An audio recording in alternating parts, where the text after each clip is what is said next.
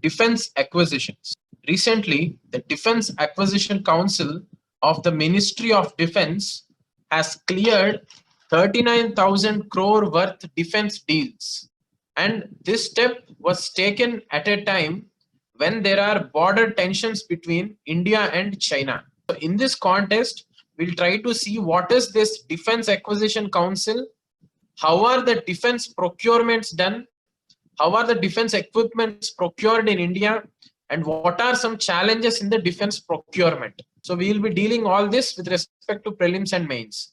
So the recent deals which our government of India has finished, in those deals, some important terms are there, some important equipments have been procured.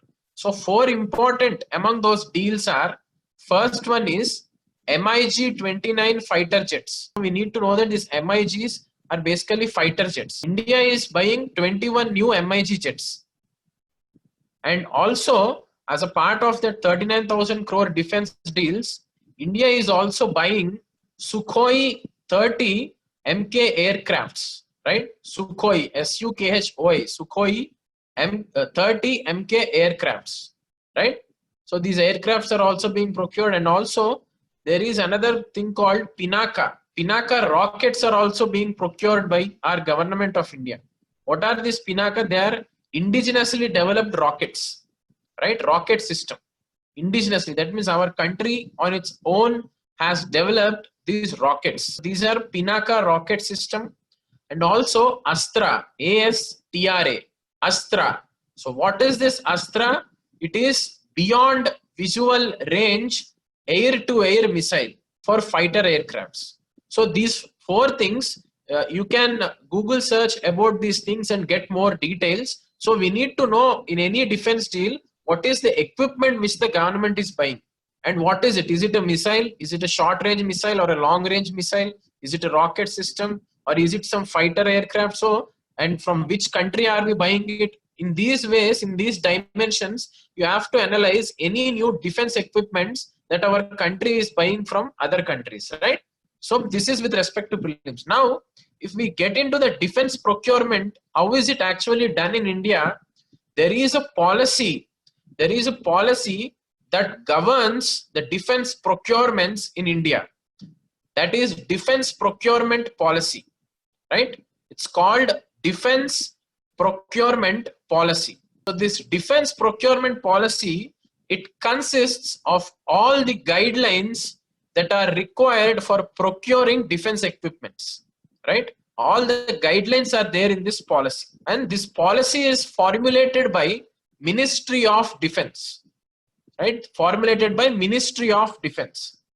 So such a policy was brought in the first place so that things go in a transparent way, deals will be happening in a transparent way, and also in a time bounded way, so that there is some streamlining of defense deals, right? Rather than arbitrarily or vaguely the deals taking place, to minimize corruption in a transparent way, in a time bounded way, and in a streamlined way for making the defense procurements, this policy was brought, right? This kind of policy was first introduced in the year 2002, right? In the year 2002, such a policy called defense procurement policy was introduced, and timely this policy was revised also, and latestly it was revised in the 2020, right? In the year 2020, that is this year, the defense procurement policy was revised, and we will be taking about or talking about this procurement policy 2020 in the later part of the class, right? So this is the guiding policy, the defense procurement policy. And now we might be seeing this DAC, Defense Acquisition Council term in the newspapers today. So what is this DAC?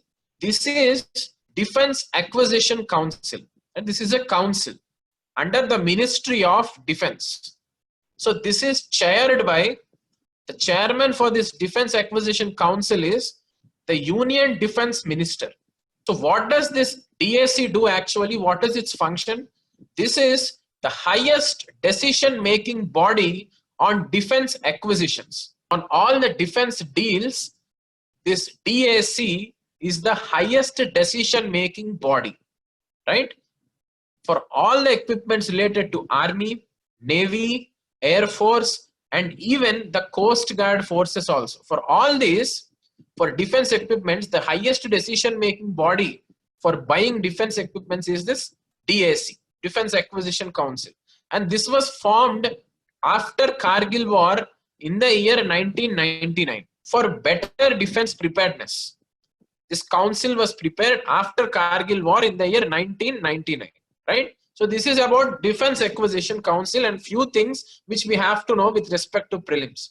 Now coming to the challenges in the defense sector, there are some challenges in defense sector. Firstly, to say heavy reliance of India on defense imports, right? India is relying or depending so much heavily on defense imports. That means we are importing more and more defense equipments, right? This is one of the big challenge, because on one side it is a financial burden on our government because we are importing them rather than producing them in our country. The second thing is self-reliance, right? Defense equipments or the defense weapons are very strategic things.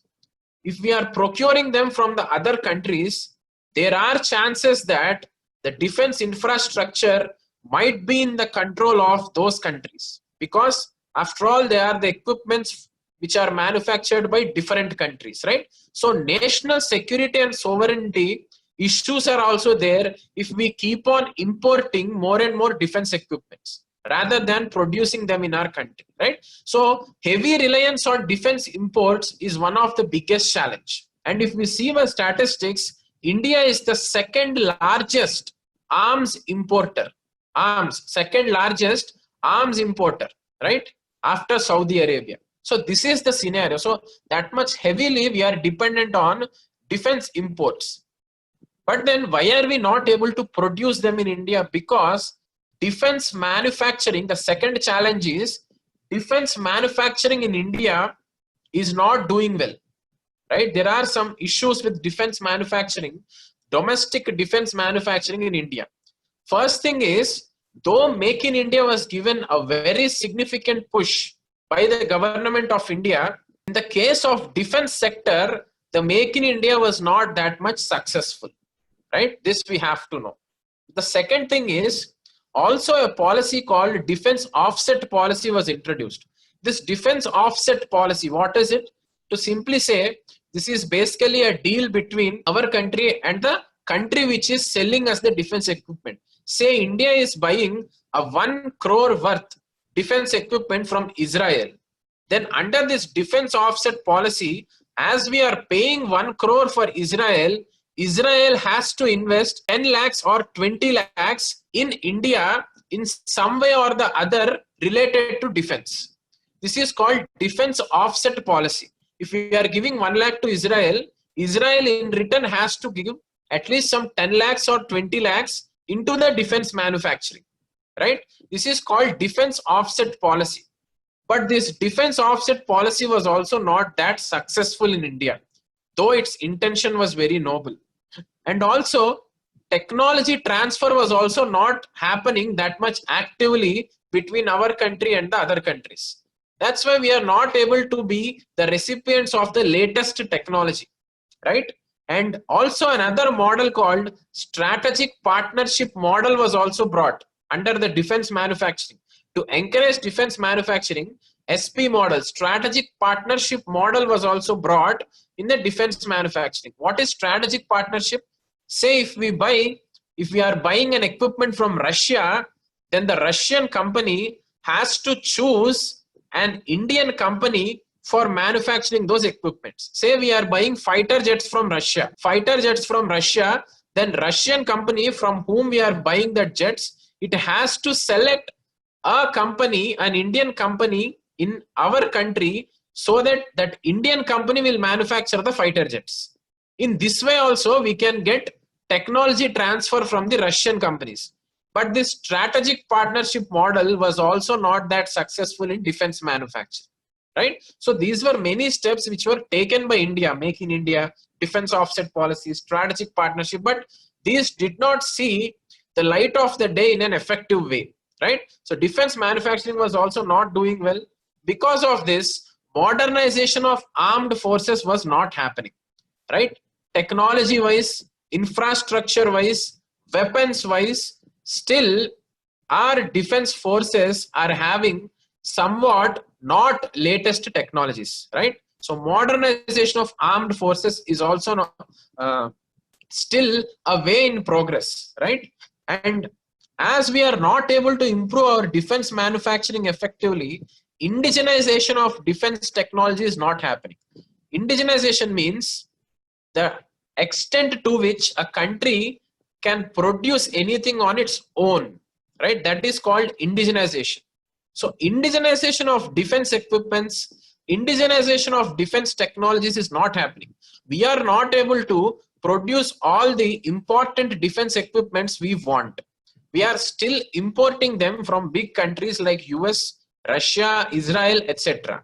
Right? So indigenization of technologies is not happening. And also, for encouraging private companies in defense manufacturing, in the year 2001 itself, we have relaxed the foreign direct investment policy. That means we have relaxed the FDI norms in defense sector. We have encouraged private investments and foreign investments into the strategic defense sector also, so that our defense manufacturing will improve. But if we see the present scenario, private companies are not that actively engaged in defense manufacturing. Still, public sector defense companies only play a major role. We can only hear of 4 important companies when we speak about defense manufacturing in India, even till date. It is HAL, Hindustan Aeronautics Limited, BDL, Bharat Dynamics Limited, and Ordnance Factories, Ordnance Factory Boards, and also BEL, Bharat Electronics Limited. These are the 4 companies which are public sector companies. They are dominating the defense manufacturing. Private companies are not still able to play a better role, right? In spite of opening FDI norms for defense sector. So these are all some challenges in defense sector. And another important challenge is lack of funds. Lack of funds. We know that year by year, defense expenditure is increasing, right? Defense expenditure is increasing in our country. Year by year in the budget, the country is allotting more and more funds for defense. However, majority of these funds is being spent on personnel management. That means for paying the salaries, allowances, pensions of the soldiers and other employees in the defense sector, rather than going into defense infrastructure, right? Rather than going for procurement, most of this money is being used or being used up for personnel management. Because of this also, defense procurement or defense manufacturing is not improving that much, and modernization of armed forces is not taking place. This is also a major challenge which we have to have knowledge. And also, if we see the other countries, they are selling good defense equipments to us, but they are not sharing the critical technology that is behind the defense equipments, right? We are able to increase our bilateral cooperation. We are able to get good equipments from US, Russia, and many other big countries, but critical technology of critical defense equipments is not being shared with India, right? Because of this, only defense components manufacturing is taking place in India. We are only assembling the parts, or we are manufacturing the extra components that are spares manufacturing is taking place. That's it. But we are not able to produce the entire crucial defense equipments by ourselves, right? Technology transfer is not happening. So these are some of the challenges. So then what should be done? Government has taken various steps to solve the problems in the defense manufacturing. Firstly, we have to speak about the recent defense procurement policy of 2020, right? Defense procurement policy of 2020. So this says that Make in India should be given more push. Now, under the defense procurement, there are so many types: buy global, that means we will be buying only from global. Buy Indian, that means we will be buying only from Indian. Buy global and make global, that means we are buying globally and the equipments are also made globally. Buy Indian and make Indian, that means we will buy from Indian companies and Indian companies only will make them, right? These are all different types of defense deals, right?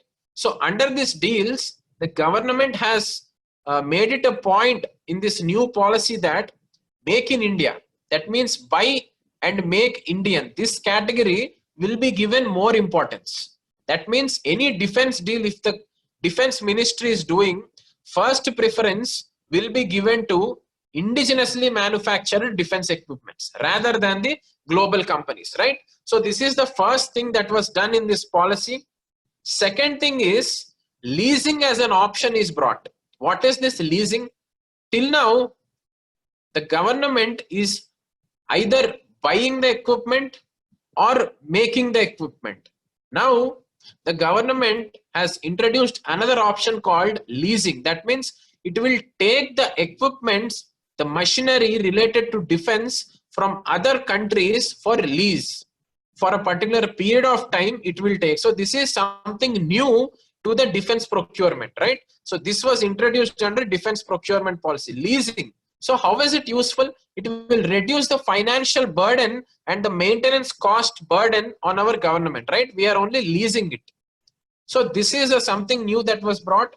And the third thing is a new variant is brought, right? Right now we have discussed buy global, make global, etc., etc. Now another new type of deal is being brought, that is buy global, manufacture in India, right? Buy global, manufacture in India. That means we'll buy from the foreign companies of the foreign countries.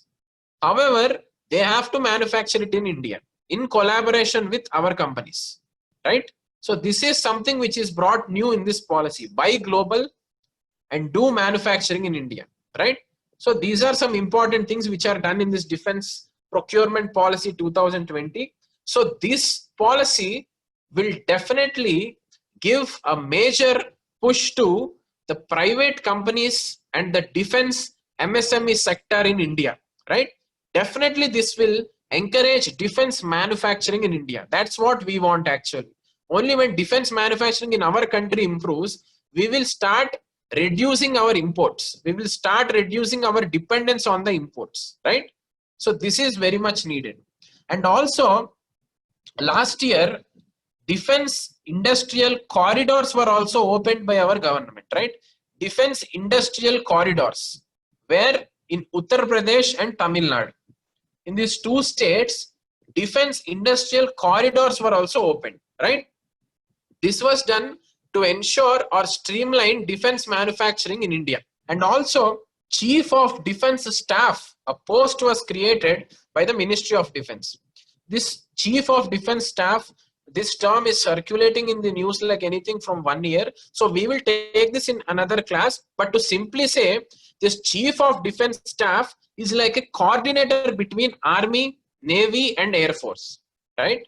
So how is this CDS useful for us? This CDS, Chief of Defense Staff, will basically coordinate the Army, Navy, and the Air Force, right? In this way, the CDS will be knowing which wing, that is Army needs what equipment, Air Force needs what equipment, and what does Navy requires. And if there are any overlaps, can we optimize, right? Rather than buying 10 fighter jets, can we buy 8 fighter jets which Army and Navy can share, rather than buying 10 for Army and 10 for Navy. So in this way, optimizing of defense deals will be done by this Chief of Defense Staff, right? This step was also taken by our government of India. And also Ordnance Factory Boards. These are public sector companies which produce defense machinery in India. So government is trying to modernize this Ordnance Factory Boards. So to improve efficiency in this Ordnance Factory Boards, to introduce these Ordnance Factory Boards to new technologies. This is something which the government is trying to do so that public sector manufacturing will improve in defense sector, right? And if we see for indigenization of technology. That means for producing defense technologies on our own, for producing defense manufacturing on our own, research and development is also very important. Research and development, only when research and development is there, only then India can come up with new technologies, affordable technologies and innovative technologies. So for that, if we see presently DRDO, Defense Research and Development Organization, this is a research organization under the control of government. Right now, only this DRDO is active in the research and development related to defense. But that should not be the case. Only DRDO should not play the role of research, right? More and more private people have to be encouraged. More and more private industries have to do this innovation, right? For that, government has brought in two things. Firstly, to promote the culture of innovation in defense manufacturing, to promote this culture of innovation in defense manufacturing, government has come up with a mission called Raksha Gyan Shakti. Mission Raksha Gyan Shakti. Gyan Shakti. This is a scheme under Ministry of Defense, right? So this scheme basically promotes innovation in the defense manufacturing. And this scheme is being run by Ministry of Defense. And secondly, for promoting innovation, IDEX platform was also brought. IDEX platform was also brought. So this is basically about innovation for defense excellence platform. IDEX, innovation for defense excellence platform. So these two initiatives were brought to promote more and more research and development in the defense sector, right? Apart from all this, as a part of Atmanirbhar Bharat package, the recent Atmanirbhar Bharat package also, 2 to 3 important steps were taken by government of India in terms of defense also. They want to make India self-reliant in the defense sector, right? Not only economically, but also Atmanirbhar in defense sector also.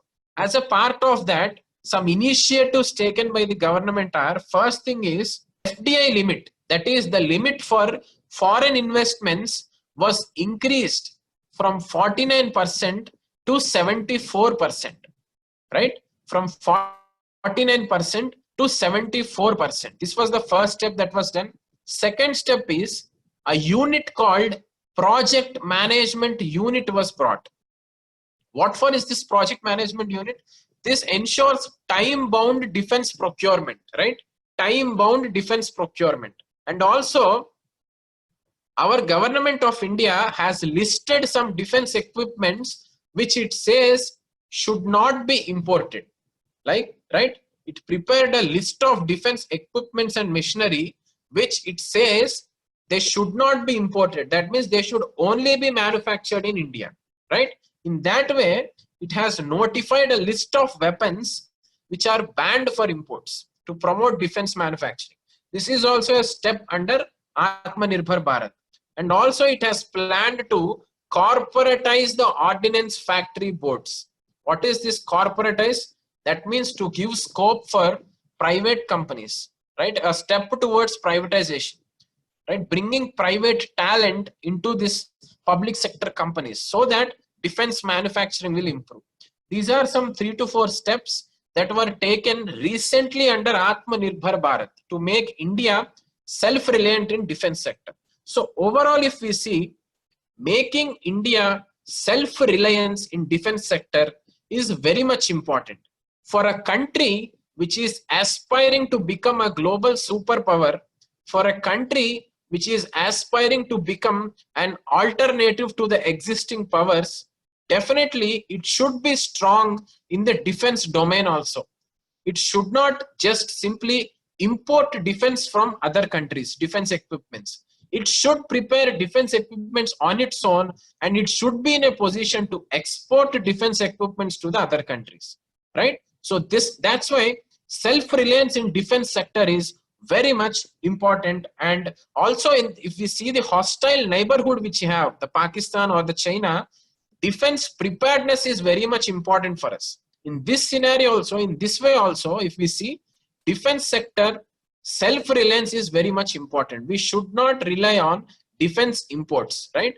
We also talk about India as a net security provider to the Indian Ocean region. For all the countries in the Indian Ocean region, India promises to be a net security provider under the policy Sagar, security and growth for all in the region. Under this Sagar policy, India promises to be a net security provider to all the countries in the Indian Ocean region. So to ensure that happens, actually, definitely self-reliance in defense sector is important for India.